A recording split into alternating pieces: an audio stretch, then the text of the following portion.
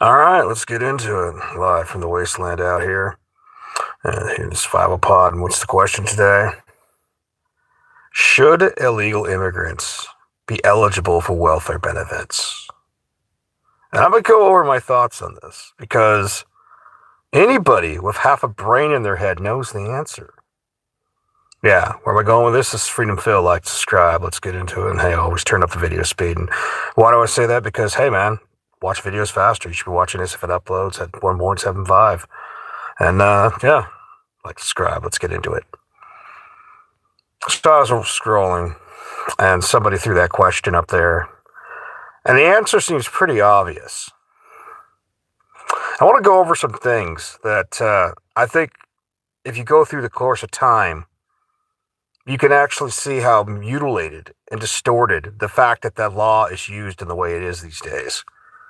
For instance, they say, well, we're supporting the children of these immigrants, and you're also supporting the entire family as well.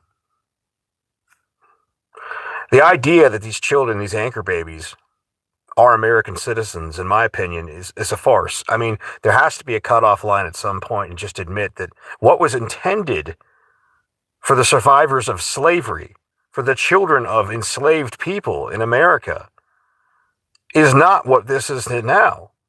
It's ridiculous. It's absolutely ridiculous. You know, there's a proper way to actually become an American citizen. And all the people who actually pay into that, and you want to see some of the people that are the most vehemently against illegal immigration, ask an immigrant who had to go through the process. Back where I was a garbage man way back in the day, I was at this restaurant, and a man had an Asian wife, and, you know, the issue came up on the news, and we got talking about it, and he's like, no, we both hate this shit. We spent somewhere between $5,000 and $10,000 so my wife could be a full citizen. You know, dual citizen, full citizen, so that way, you know, they go back to the old country to visit the family during the winter. And he was pointing out, it's like these people who just jump the line and then collect benefits, you know, meanwhile, me and my family and others like us actually did the proper way, so we're effectively being punished for doing it the correct way. And he was right. He's absolutely right. You know? And every year we have tons of migrants who come here legally. Whether it's, you know, you got your H-1Bs, and then, of course, you have your usual farm labor. They come here legally. They go through the process, and they do what they got to do, and some, you know, they work the season, and they go home. Now, why is it, when there's a process for people to come into America and work, that so many people would just walk across the border or be trafficked across the border? I mean, hell, you heard about this case where there was a sushi outfit where they had basically what is equivocally slave labor. They had, like, you know, of course, the Asians working at someplace down in, like, Arizona or something like that. And they had a bunch of Latinos working in the back. They basically had a bunch of slave labor. Well, who benefits from that? You know? Obviously, the business owners. They don't have to pay real wages or taxes on these people. And then we go into the idea when people say, well, you know, these people contribute so much, blah, blah. Okay, there is an argument. You want to say migrants contribute, you're correct. Legal migrants come up here every year and do a lot of work in the fields. H-1B people come from other countries and, you know, screw Americans out of a working wage. Let's just be honest, that's the truth. If the tech company can get away with paying somebody from a foreign country $10,000, $20,000 less, and that's the difference that, you know, you might need to actually pay your fucking bills in some of these, you know, so-called prosperous cities. And I would reevaluate what you call prosperity. Prosperity isn't that, you know, it costs a lot to live there. Prosperity is actually being able to afford to live somewhere. And if people work a high-paying job but still don't have enough money after, you know, the cost of living, bills, and all the usual stuff, that, by the way, and this is why that over in Silicon Valley, this is why that became where a lot of van life technology came from. They're like, well, why? Because you have tech workers who can't afford rent. And part of that has to do with H-1Bs. So bringing it back to, should welfare recipients and should illegal immigrants get welfare? Now, think about how screwed up this is. If you have any level of basic mathematical mindset in you, you should be able to spot the problem with the situation. So you say, well, their children are legal citizens. We all know that's nonsense. No, if both parents are from another country, clearly you shouldn't have citizenship. That shit needs to stop here and now. But let's be real about it. You have Mama San, be Latino, Mama, Papa, whatever. I don't care. They come from wherever in the world. They get on our system. How much are they contributing? How much are they contributing to the rest of the people, the heritage Americans, when they immediately are taking up a Section 8 household, a residency? They're getting food stamps. They're going to our food banks. They're basically getting free housing, free TV, free electricity, free heating, free fucking everything, and yet contributed literally nothing. Well, if their husband's working, okay, let's say their husband's also an illegal. How much do you really think that illegal pays? Really, into the tax system? Because everybody gives me this dumbass, well, see, they pay taxes. Do they? Now, let me throw this out to you. Do you think the employer that hires the illegal is paying state and federal taxes on that illegal employee? Fuck no, they're not. That illegal employee may be making the same wage you make after taxes. But that employer is making out like a bandit because they don't have to pay the Social Security, the federal taxes, all the little shit, the unemployment taxes. That's all saved. It's all savings for that illegal business. And by the way, that then hurts other heritage Americans' businesses. You're actually hiring legal citizens. And guess what? You can't compete because you got to pay all those taxes. So you're punishing every other employer, every other worker. You're actually driving down the wages of people in your own area. So it's like a self-consuming spiral. You can't compete unless you also are cheating. So you then everybody has to cheat to stay in business. Now, what does that do for the prospects of the American worker who was paying the taxes that kept the illegal family afloat? Think about that for a second. Just basic mathematics. Oh, the illegals, they pay so much. You mean they pay gas taxes and some sales taxes? Woo! How much better would your life be if you never had to pay state, federal, unemployment, Social Security? You just kept most of your money. How much better would your life be? Now, why is it somebody who walked across the border, skipped the line, we had a process, and many people come to this country every year, do the process, become citizens, they skip the line, and then you're like, well, we better give them welfare benefits. They're just poor, needy people. Here's another one. How much of the money are these people making in this country that doesn't get reinvested into your hometown? Your hometown, your state, how much of it gets sent back to the old country? I don't care what country you're from, where that American dollar is actually worth quite a bit more. Amazingly, somehow, with all this inflation, there's still some places where the American dollar is worth a damn. But the point is, that dollar not being reinvested back into your hometown is capital flight. Now, when you see this on a mega corpo level, they're the first people to call out. The liberals and even a lot of conservatives will call this out. This capital flight, this vulture capitalism. It's vulture capitalism when it's a corporation doing it, but when illegals do it, oh, they're just a poor minority. Oh, they try to use your empathy to poison you. It is toxic empathy. And then you have the upper and middle class. Because you got the lower class, the actual real poor way down there. Then you've got the kind of lower tiers of the lower middle class. And it's like the upper, the upper middle and the upper class, they don't give a shit. That all their emotional, oh my God, they're just poor, blah, blah, blah. They're not affected by this. Just like the 1% are not affected by this. This capital flight out of your country does not affect these people. They are doing fine.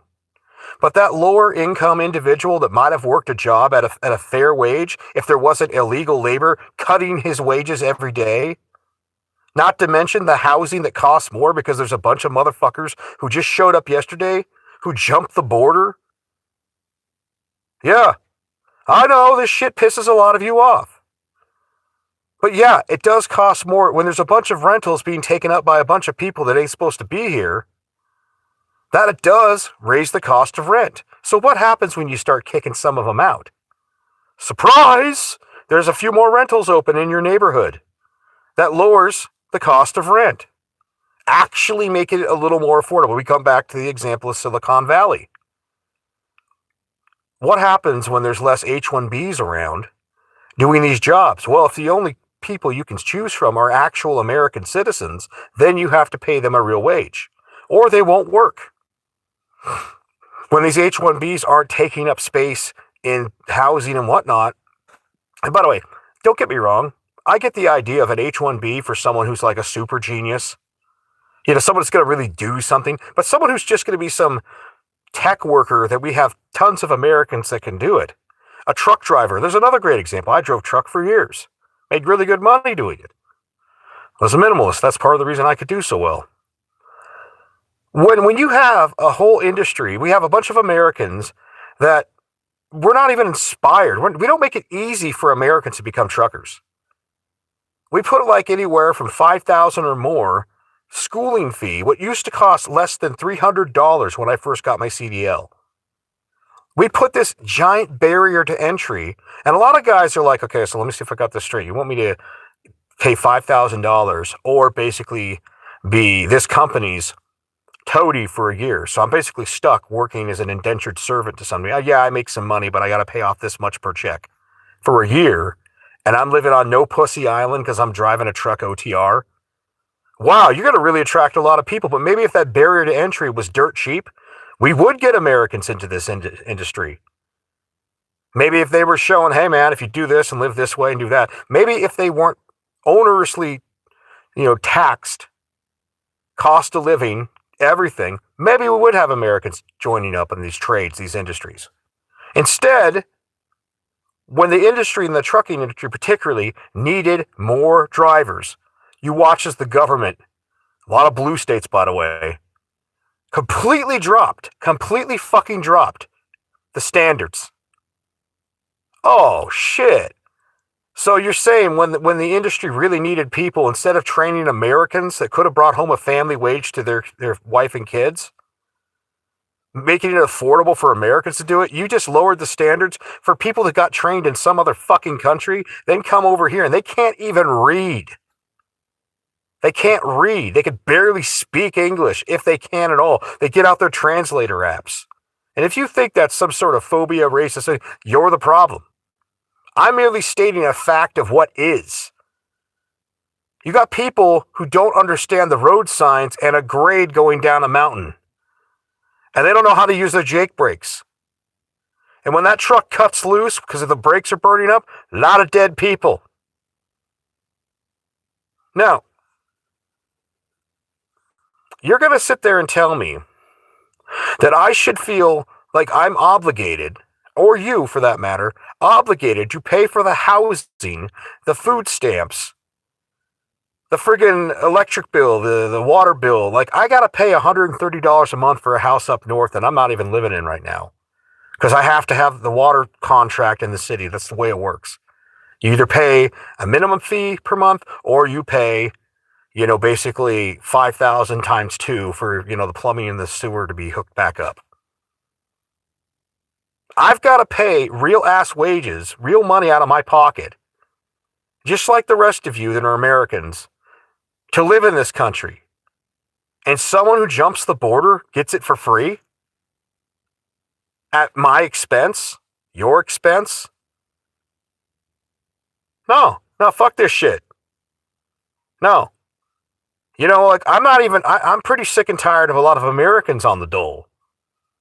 Maybe if you didn't subsidize all these people, there's a lot of these jobs they would do. They would be out there doing these jobs. But you've subsidized a lot of Americans to where they look at it like, not me. I could kind of see where they're heritage Americans and they've been here for multiple generations.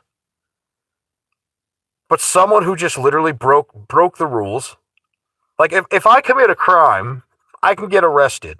If I break into your country, like America, if you break into America, you can get a free ride. No wonder people are doing it. Why the hell would they work in their country when they're doing better on welfare in America? Not to mention, let's just say they're on the system, but they're working under the table as well. Fuck, they could be supporting a whole lifestyle back in the old country as well. Family members and whatnot, and building their thing up with American dollars that should have been Americans making them and reinvested back into your own communities. It's just like what I see going on up in Canada. Canada's having a shell shock that the minute that America expects trade to be respected and put some tariffs on, they're fucking floundering. Oh, our steel industry's dying, or this and that, completely dependent on my country. Like the minute we expect you to play by a fair game of rules, like, hey, you're putting tariffs on this, you're putting tariffs on that, you won't even let us sell our products in your country. Well, fuck you. Here's some tariffs on you. And then they're all like, oh shit, our country's falling apart. When America starts putting America and Americans first, the rest of the world has a problem with it. And that should get you thinking. What is the rest of the world doing for us on a regular basis versus all the things we've done for the rest of the world? How much money has been pissed away on foreign aid or, securing trade routes in other parts of the world, via our military? How much money did we piss away on Ukraine? How much money have we pissed away for this, nicey nice bullshit? How much trade deficit is a pissing away of American jobs? And then you look at the welfare situation and you think for a moment, you're like, yeah, how many Americans have been subsidizing people who literally contribute little, if nothing? Those could have been Americans doing those jobs. Those could have been Americans living in those houses. I'm just saying, Freedom Phil, like, subscribe, take it easy.